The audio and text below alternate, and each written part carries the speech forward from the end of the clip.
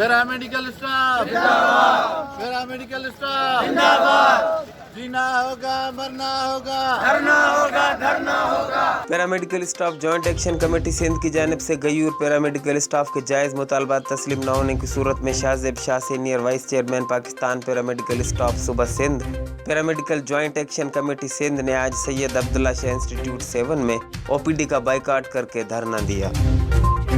22 जनवरी 2020 को वज़ीर आला house, governor house, Sindh assembly पर भी धरना देने का ऐलान। जब तक गयूर पैरामेडिकल स्टाफ के जायज़ मुतालबात पूरे नहीं होंगे तब तक धरना जारी रहेगा।